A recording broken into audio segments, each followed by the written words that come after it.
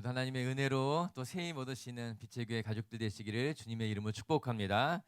열 개의 물속은 알아도 한 개의 사람 속은 모른다고 합니다. 저 사람이 무엇 생각하고 있는지 함부로 판단하기가 쉽지 않겠지요. 그래서 때로는 내 마음속에 무엇을 품고 살아도 사람들이 알지 못할 것이다, 그렇게 생각하곤 합니다. 그런데 사실 우리가 조심해야 될 것입니다. 사람들은 내 마음속을 몰라도 하나님은 우리 마음 깊숙한 곳을 헤아리신다라고 하는 거예요. 하나님 앞에서 내 마음을 감출 수도 없고 숨길 수도 없기 때문에 우리는 늘 우리 마음을 먼저 살피고 하나님 앞에 바르게 서야 된다는 겁니다. 27절 말씀을 제가 한번 읽어드릴게요. 27절입니다. 사람의 영혼은 여호와의 등불이라 사람의 깊은 속을 살피느니라. 사람의 영혼 깊숙한 곳에 하나님이 살피신다는 거예요. 이 말씀을 우리말 성경으로 한번 같이 읽어볼게요. 우리말 성경으로 시작. 여호와께서는 다시 한번 읽어볼까요? 제가 읽어드릴까요? 제가 읽어드릴게요. 여호와께서는 등불처럼 사람의 영혼을 비추시나니 사람의 마음속 깊은 곳까지 낱낱이 살피신다. 이렇게 나와요. 이게 이제 개역 성경으로는 조금 뜻이 분명치 못하지만 우리 우리말 성경으로 보게 되면은 여호와께서는 등불처럼 우리의 마음을 살피시니 우리 마음 깊숙한 곳까지 하나님이 낱낱이 아신다, 그렇게 이야기하고 있는 건 아니겠어요?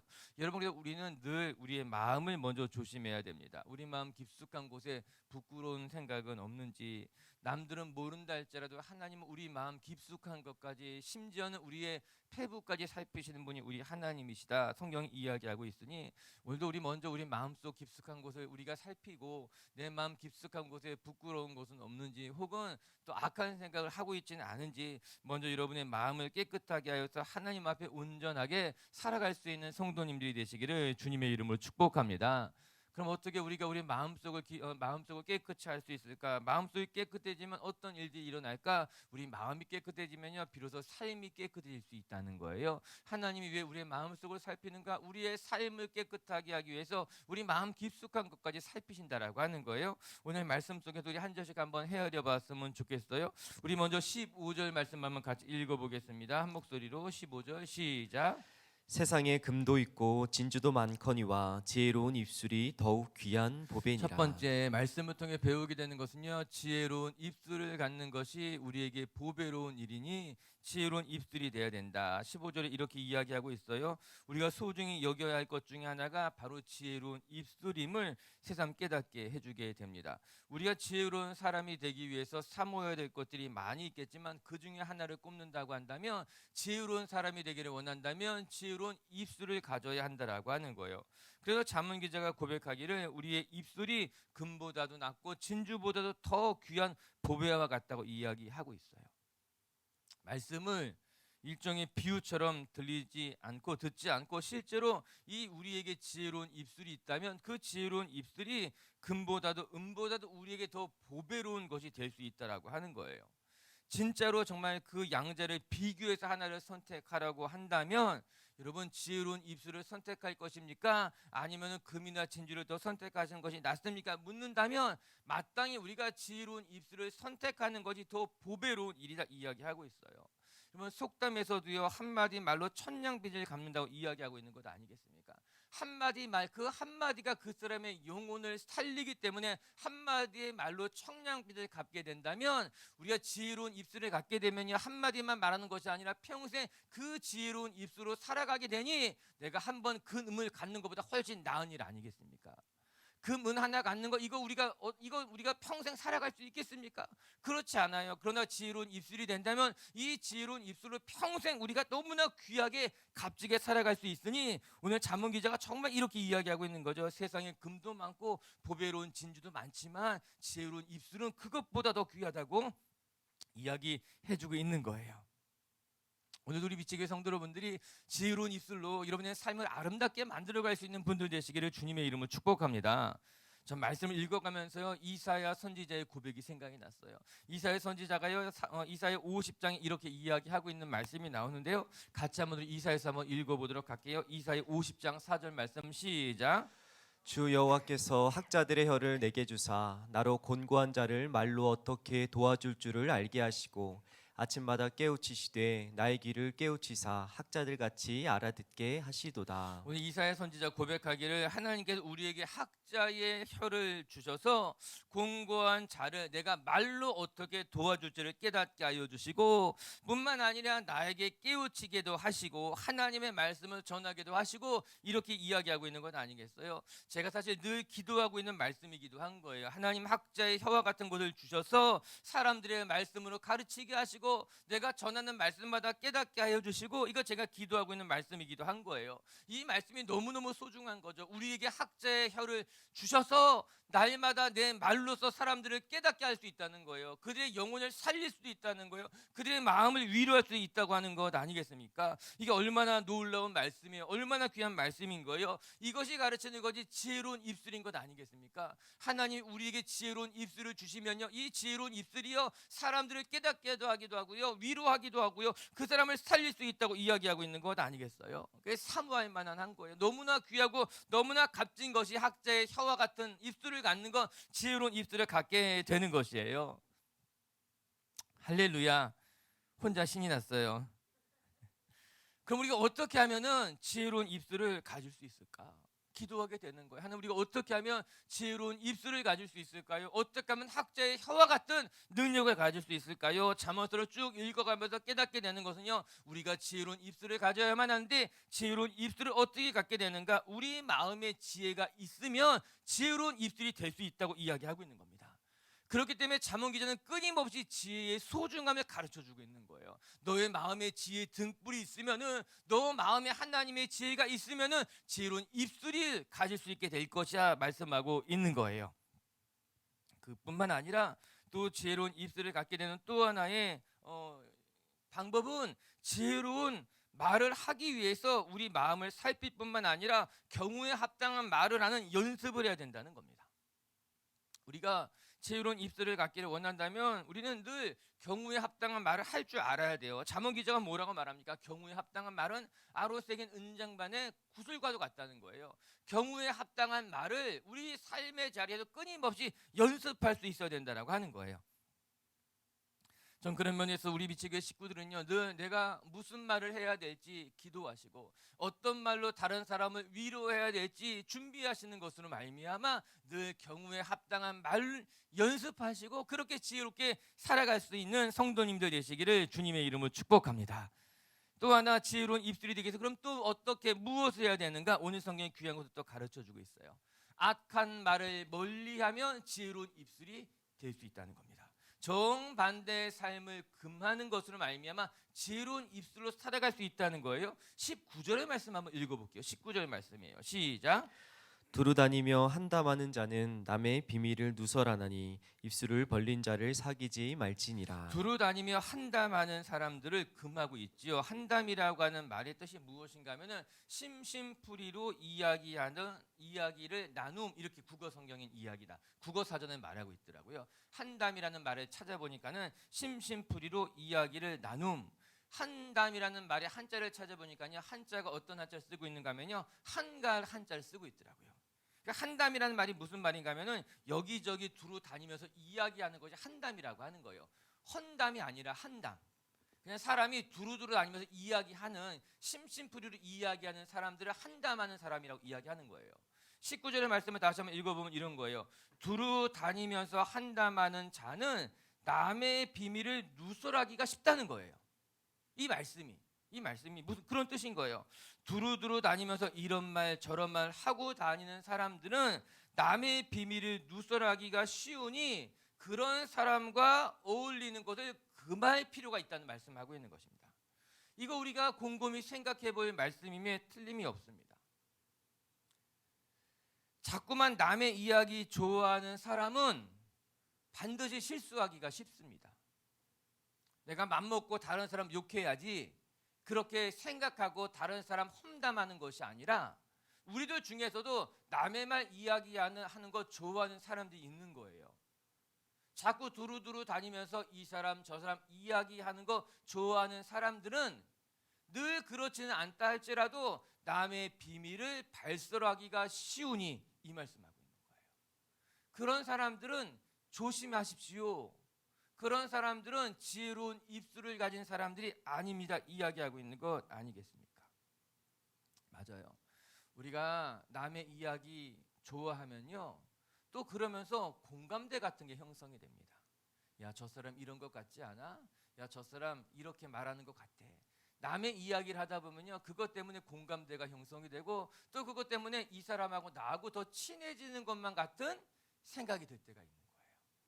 그래서 남의 말하는 것이 어떻게 보게 되면 좀 이렇게 뭔가 우리끼리의 이야기가 된 것 같고, 그런데요, 오늘 성경이 그렇게 남의 말 한담하는 것이 그 사람 다른 사람의 비밀을 말하기 쉬운 것이니 그런 사람 조심해야 된다고 이야기하고 계시더라고요. 아, 조심해야 되겠구나.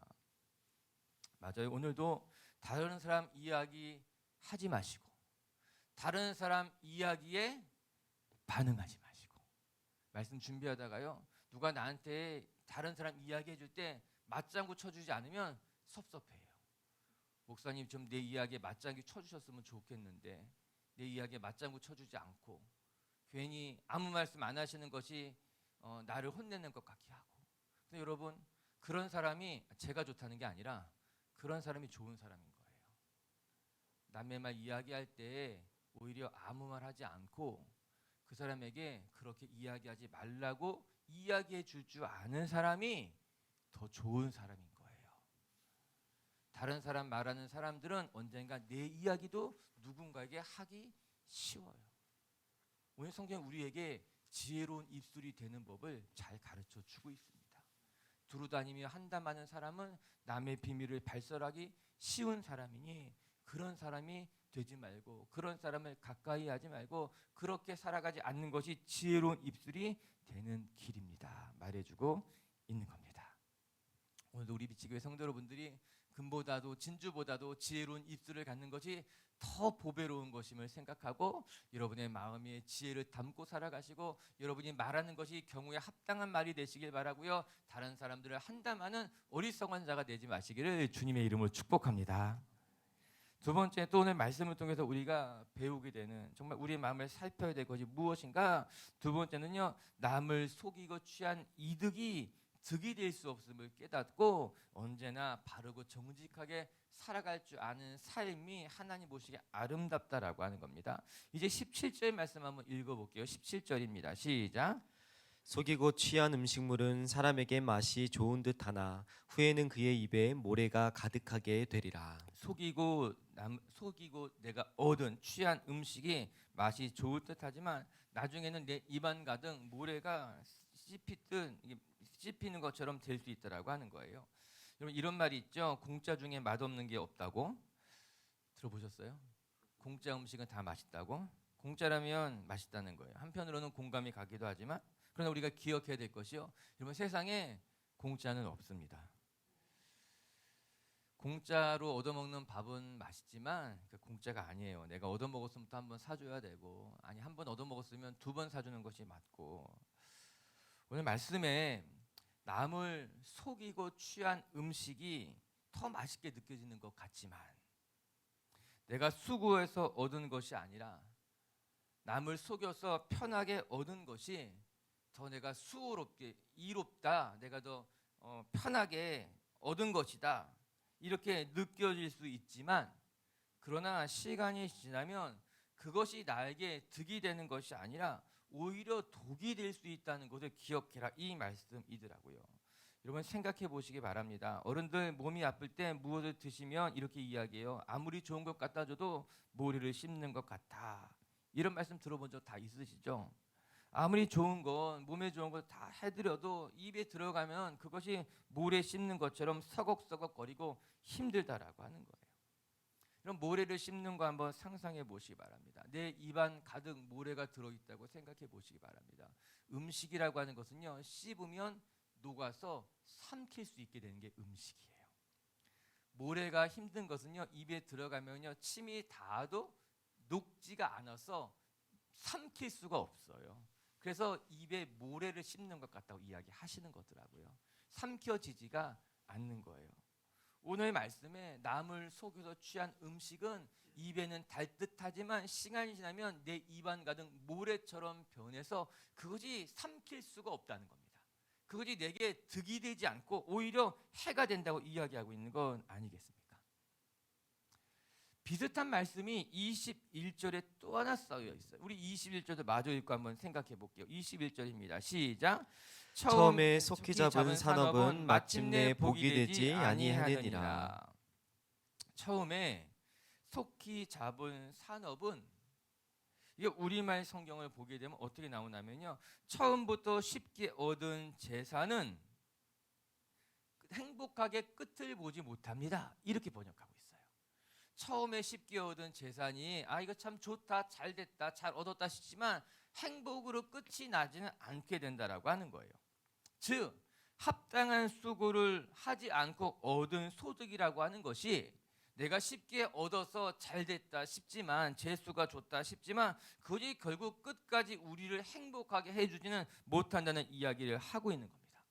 그래서 우리가 편하게 사는 법을 배우려고 하지 말고 땀을 흘리며 살아가는 법을 배우는 것이 마땅하다라고 하는 거예요. 내가 수고한 것만큼 누리며 살아가는 것이 하나님이 주시는 축복임을 기억해라. 오늘 그 말씀 하고 있는 것 아니겠습니까? 그 말이 맞는 거예요. 오늘 우리가 앞서 읽었던 말씀과도 같이 속이고 취한 음식은, 내가 그냥 편하게 얻은 음식은 처음 내가 맛을 볼 때는 이거 공짜기 때문에 마시고 좋고 나 잘됐다 싶지만 나중에는 모래를 씹는 것 같이 내 몸에 해롭게 된다라고 하는 겁니다.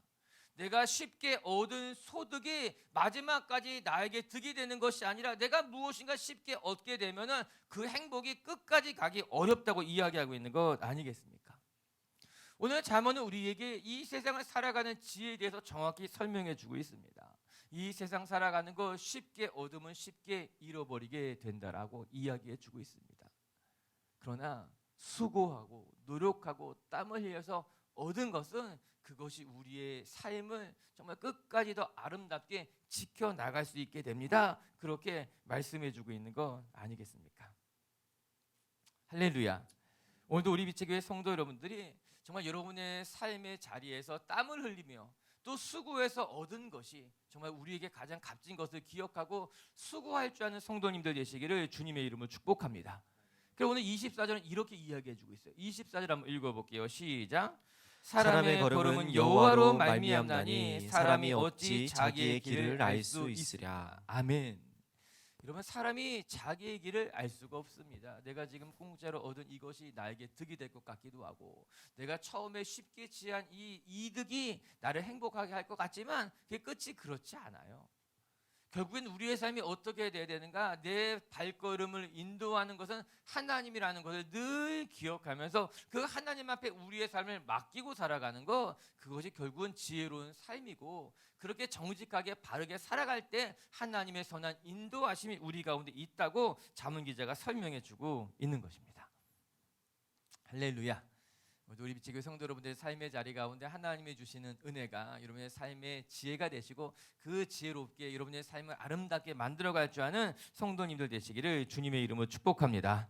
말씀을 정리합시다. 오늘 성경이 이야기하기를 하나님은 우리 삶의 등불이 되어서 우리 마음 깊숙한 것까지 살펴보십니다. 그렇게 오늘 잠언 기자가 이야기해 주고 있더라고요. 오늘도 우리가 기억해야 될 것은 내 마음 깊숙한 곳에 혹시 부끄러운 생각은 없는지, 하나님 앞에 내가 감추려고 하는 어리석은 생각은 없는지 늘 먼저 우리 자신을 살피면서 하나님 앞에 숨길 수도 없고 감출 수도 없으니 늘 하나님 보시기에 바르고 온전하고 정직하게 살아갈 줄 아는 성도님들이 되시기를 주님의 이름으로 축복합니다. 그럼 어떻게 우리가 하나님 앞에 바르고 온전하고 지혜롭게 살아가는 것일까? 첫 번째, 오늘 성경 이야기하기를 지혜로운 입술로 살아가는 것이 하나님 보시기에 아름다운 삶이라고 이야기해주고 있어요.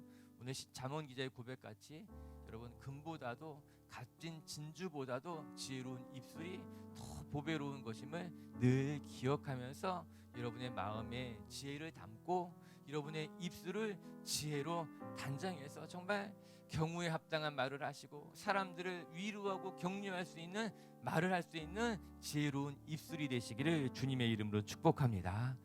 두 번째, 또 지혜로운 삶이란 어떤 것인가? 우리의 발걸음이 하나님 앞에 있음을 늘 기억하면서 여러분, 쉽게 취한 것이 득이 되지 않는다는 것, 남을 속이고 얻은 것이 득이 되는 것이 아니라 독이 된다는 것을 늘 기억하면서 우리 비축의 식구들은 바르고 정직하게 온전하게 살아갈 줄 아는 성도님들이 되시기를 주님의 이름으로 축복합니다. 같이 함께 기도합시다.